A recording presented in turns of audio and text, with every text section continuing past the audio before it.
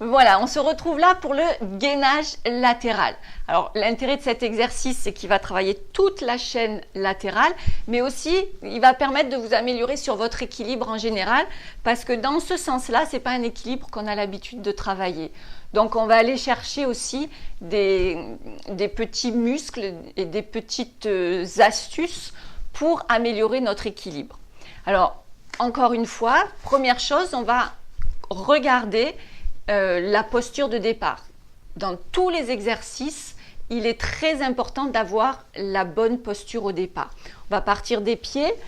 Ici, le pied de dessus va s'allonger un petit peu plus pour que les orteils se touchent en haut à l'os là du gros orteil, à l'intérieur des talons. J'y arrive. Ici, on va profiter de voir un jogging avec une jolie ligne pour montrer que les deux hanches sont bien l'une au-dessus de l'autre. Et si toutefois on est mal placé et qu'on est tassé, là vous voyez vraiment bien. Et les pieds, même si Maëva tendait la jambe de dessus et de dessous, on voit bien les orteils ne sont pas au même plan. Donc on rétablit tout et hop, c'est magique. Ici, de ce fait, votre hanche loin de vos oreilles. La position de la main, comme dans l'exercice précédent, la main, vous pouvez la tourner ou vous mettre sur le poignet. À un moment donné, on aura certainement le contact de la main à enlever du tapis et le bras dans l'alignement de votre dos.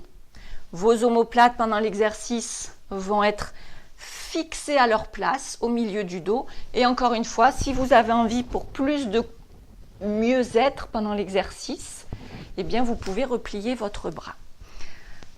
L'inspire se trouve dans les côtes.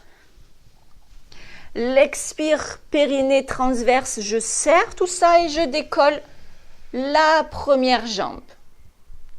Si tout va bien, à l'expire qui suit, on va décoller l'autre jambe. Voilà, l'idée c'est de faire attention, d'être toujours en autograndissement ici, les deux hanches l'une au-dessus de l'autre.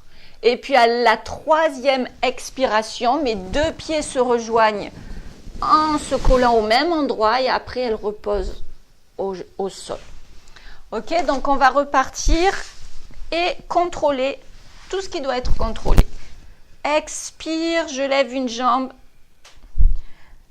Expire, je serre. Et si tout est bien serré, que je me sens solide dans mon centre, je décolle. Puis prochaine expiration,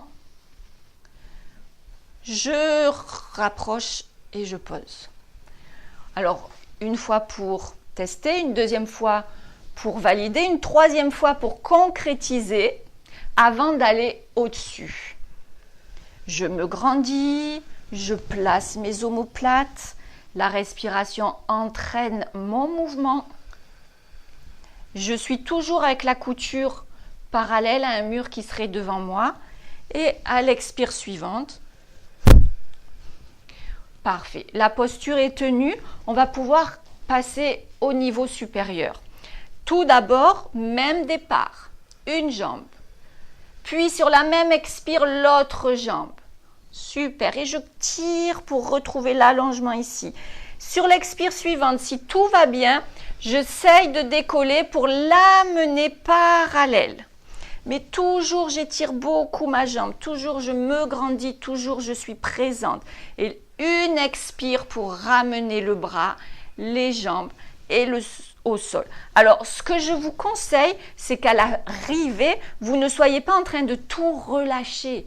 Sinon, il faut repartir du début. Donc, entre les inspires et les expires, maintenez. À chaque fois que vous maintenez ici, vous êtes en train d'activer tout votre caisson abdominal. C'est très important. On le refait une fois. Allez, c'est parti. Alors, on va étaler le t-shirt pour que vous puissiez bien voir que rien ne bouge dans cet espace-là. Je suis solide, je me sens solide. Je vais chercher l'autograndissement, mes omoplates. Je tire mon bras et je redescends sur une expiration avec périnée transverse engagée. Une fois que mes orteils sont arrivés au sol et que j'ai fini de souffler, j'ai le droit de relâcher. Voilà. Attention, attention, attention. La posture de départ est importante et l'arrivée fait partie de l'exercice. Le retour fait partie de l'exercice. Ok? Je vous fais confiance.